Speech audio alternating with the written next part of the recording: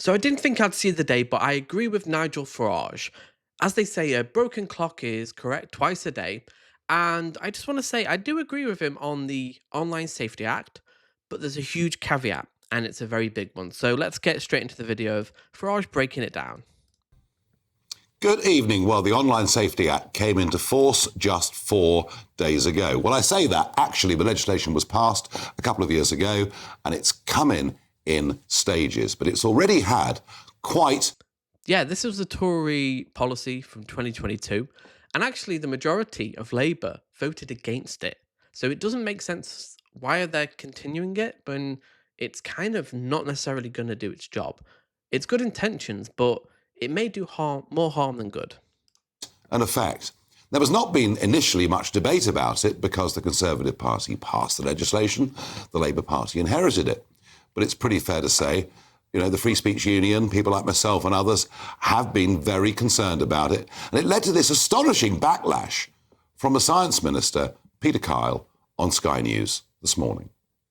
I see that Nigel Farage is already saying that he's going to overturn these laws. So, we have people out there who are extreme pornographers, peddling hate, peddling violence. Nigel Farage is on their side. Make no mistake about it, if people like Jimmy Savile were alive today, he'd be perpetrating his crimes online. And Nigel Farage is saying that he's on their side. That's such a weird straw man argument. Like, if Jimmy Savile was alive today, he's a wealthy, powerful man with connections. He would still be doing it in real life. Like, he may be doing stuff online, but this Online Safety Act wouldn't necessarily stop him doing that. Like, that's a weird argument. Like, if you're against this, you're like, that is simply not true. And it's really dangerously disingenuous for him to say that. Well, just to be sort of very clear, I'm not on Jimmy Savile's side. I thought it was an absolutely appalling thing for him to say. Probably shows you just how much trouble. God, this really makes me feel bad that I'm agreeing with Nigel Farage here. This is bad. This is really bad. They're in as a government. And a very stupid thing to say, given that his own party leader, the Prime Minister, Keir Starmer, of course, faced a barrage of criticism for not prosecuting Jimmy Savile when he was in charge of the Crown Prosecution Service and subsequently apologised to the nation. Okay, there it is. The disingenuous misinformation about Keir Starmer. Keir Starmer apologised on behalf of the Crown Prosecution, but he was not responsible for the decision not to prosecute Jimmy Savile. So just to make that clear, Keir Starmer was not. As far as we know, there's no evidence to suggest that Keir Starmer was involved. So, again, Nigel Farage is lying. Surprise, surprise.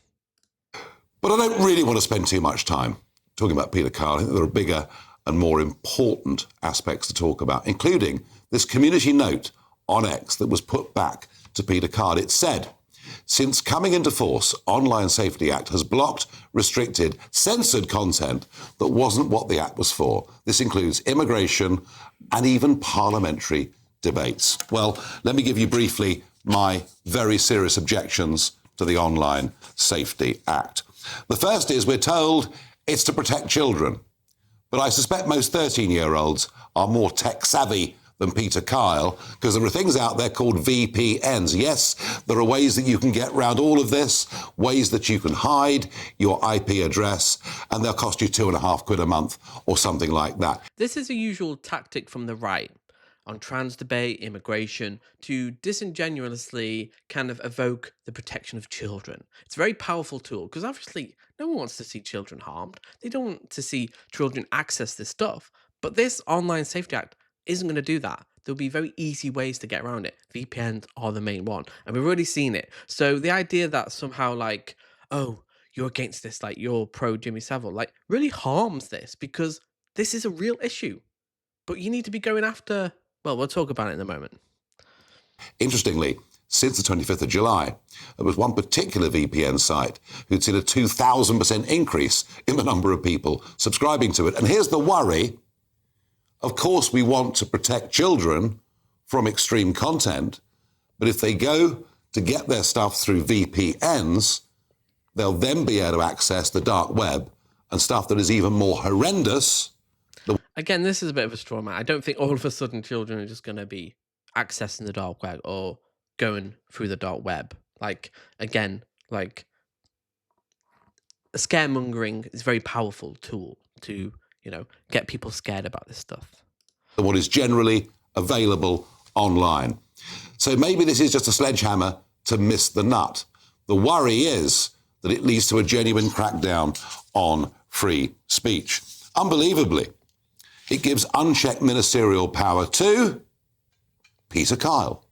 Yes, he will be able to unilaterally... Okay, let's talk about freedom of speech for a moment, because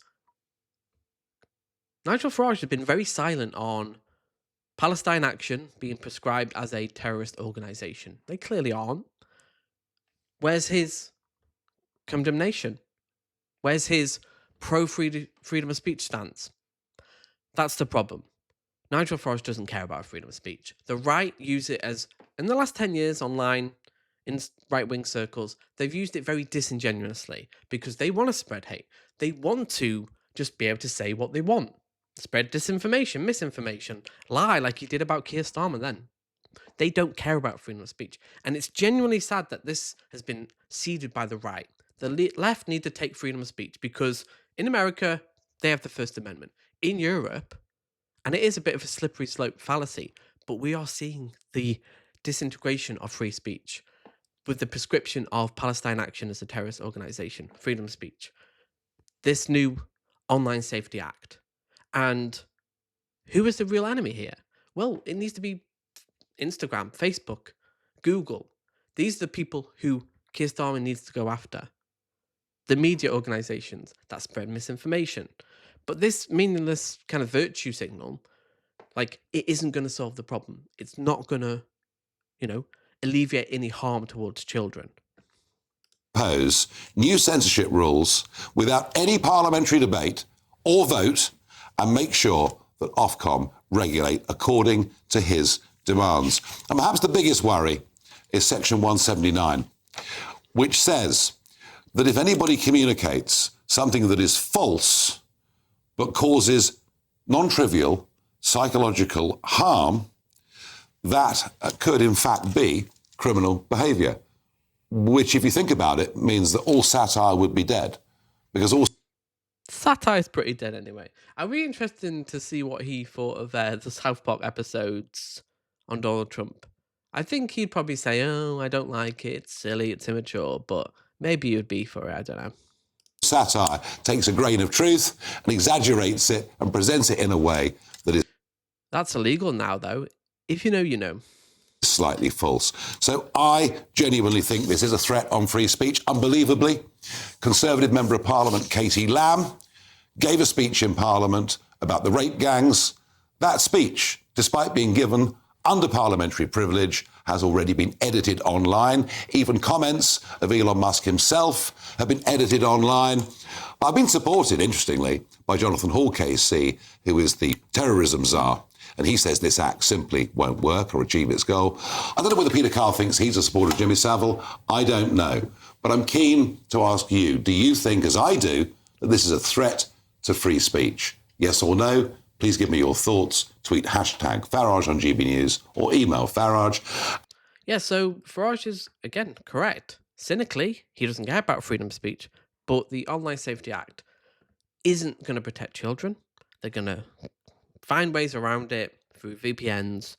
It will undermine freedom of speech. And this online environment where, again, in the UK and Europe, freedom of speech is being curtailed, it's been ceded by the right wing, it's really dangerous. And we need Corbyn and his party to fight back against this. I've not heard him speak about it, but we really need to take this seriously, because the fact that Konstantin Kisin and people on the right are really taking this and like presenting themselves as the freedom of speech warriors is terrifying. So tell me your comments below, and I'll see you in the next video.